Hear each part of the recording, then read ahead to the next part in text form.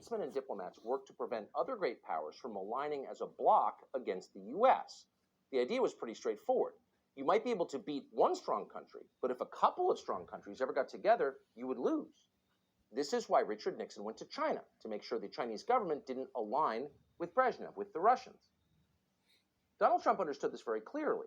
Russia will never be our closest ally, he said. But if Russia ever becomes China's ally, we're in deep trouble.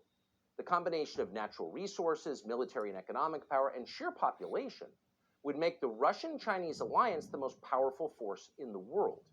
The United States would soon be dethroned. We'd be taking orders. As Trump put it, there is no reason to make Russia our enemy, and there are many reasons not to.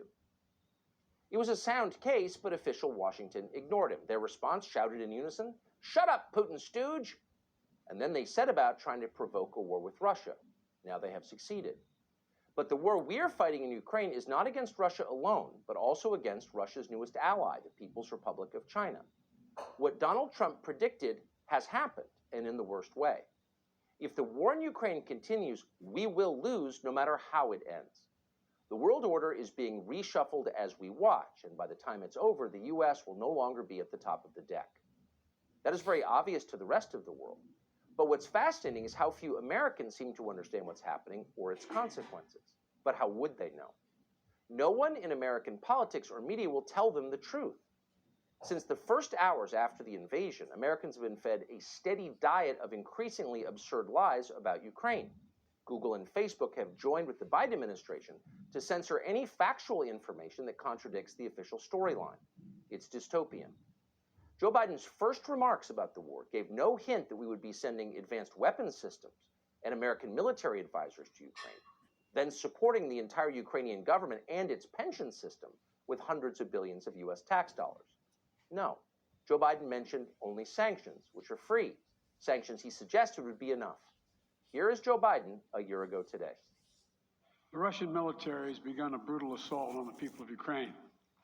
Without provocation, without justification, without necessity, this aggression cannot go unanswered. If it did, the consequences for America would be much worse. America stands up to bullies. We stand up for freedom. Putin is the aggressor. Putin chose this war, and now he and his country will bear the consequences. Today, I'm authorizing additional strong sanctions.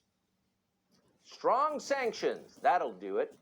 Now, the goal at that point a year ago today, you may remember this, was to push Russian forces back into their own country to reverse the invasion. And that seemed reasonable to most people. It did not seem like the beginning of a third world war. Oh, but it was exactly that.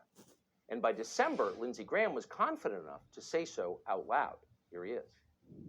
How does this war end? When Russia breaks and they take Putin out, anything short of that, the war is going to continue. To ask the Ukrainians to give Russia part of their country after all this death and destruction is not going to happen. To signal a ceasefire, Russia will take the opportunity to rearm and come at them again. So we're in it to win it, and the only way you're going to win it is to break the Russian military and have somebody in Russia take Putin out.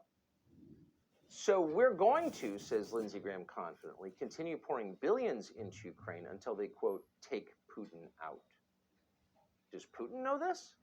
Well, we have no idea. We're not allowed to see Russian media in this country. That's too much information for Americans to handle. But if Putin does know that we plan to kill him, wouldn't he fight back with nuclear weapons? Why wouldn't he fight back with nuclear weapons? No one in the United States seems to be allowed to wonder that, much less have a conversation about it out loud. Instead, we're treated to more lectures about democracy. Ukraine is a democracy, we're told. That's why we're on the side of Ukraine.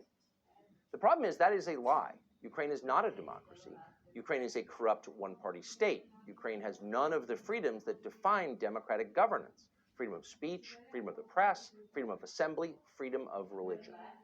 Ukraine is the least free place in all of Europe, and probably for that reason, it is Joe Biden's favorite place.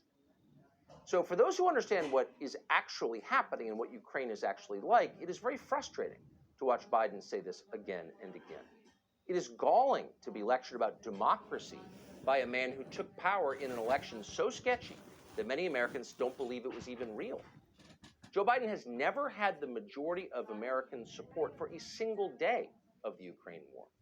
In fact, Joe Biden is far less popular in the United States than Vladimir Putin is in Russia. That is not an endorsement of Putin, it's just true.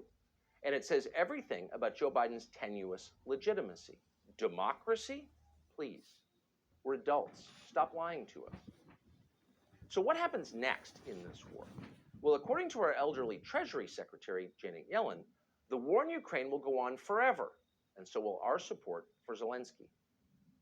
Let me make clear, the United States and the allies, our support for Ukraine will be lasting and is unconditional. Unconditional support for Ukraine. Unconditional support for a nation most Americans know nothing about and couldn't find on a map. Unconditional support. That's a profound statement. Outside of your immediate family, how many people would you pledge unconditional support to? How many countries would you pledge unconditional support to? This is insane when you think about it. But the people in charge of this disaster aren't thinking the way that most Americans do. The Atlantic magazine commemorated the anniversary of the war by commissioning a piece today by Tom Nichols. Nichols is a thoroughly silly foreign policy establishment parasite who apparently is taken seriously by other ne'er-do-wells and dumb people in Washington. But the piece is fascinating. In it, he inadvertently reveals the point of this war in the clearest possible terms. Quote, "Now we are faced with the long grind of defeating Moscow's armies and eventually rebuilding a better world." Oh, defeating Moscow's armies and building a better world? Perfect. Thank you, Tom Nichols, adding those items to this week's to-do list. Unspecified in the piece is exactly how we plan to do this, how we plan to defeat Russia and its ally China and then build utopia. The piece is notably light on details. Now, you'd feel a little better hearing all this if Tom Nichols and others like him in Washington had a track record that suggested they could do any of this, a track record of competence and success. They don't. Nichols himself seems to spend most of his life arguing with other people on Twitter. He's never achieved anything at all that we're aware of. But then virtually none of them have achieved anything. Biden's chief Ukraine strategist, Toria Nuland, you would not hire her to plan spring break. She couldn't do it. She doesn't have the skills.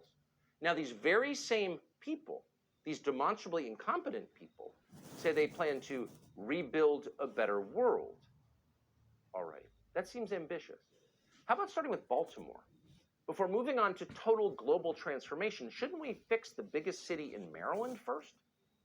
Under the leadership of people like Tom Nichols and Toria Nuland, neoliberal geniuses with grand plans, Baltimore has devolved into third world chaos. But then so has Iraq, and so has Libya, and so has every other place these people have decided to, quote, rebuild. It should spur a moment of silence and self-reflection in the U.S. State Department that the moment Western diplomats and NGOs left the country, Afghanistan got safer. There are far fewer killings in Kabul now than there were 18 months ago. Pedestrians in Kabul can walk to dinner at night without being murdered. Now, that fact doesn't tell the whole story of Afghanistan, of course, but we shouldn't ignore that fact. It means something. If you spend billions trying to make a place better and it gets worse, you have an obligation to think about why. Maybe you're doing it wrong. Maybe you're not as powerful and clever as you thought you were. Maybe there's a problem with your formula. But none of this ever occurs to people like Tom Nichols and Toria Nuland, and for that matter, Joe Biden. The more discredited they are, the more self-confident they become. They see every failure as evidence that their talents are more desperately needed than ever. What is this? Well, it's called hubris. Hubris is the delusion that causes people to mistake themselves for God. They imagine they have power and wisdom and foresight they don't actually possess, that no human does. Hubris is a species of mental illness. These people are unwell. They're crazy. And there's nothing more dangerous than that. Hubris has caused more suffering than polio. It's caused more deaths than smallpox. And apparently, we're in the middle of another epidemic of it. Subscribe to the Fox News YouTube channel to catch our nightly opens.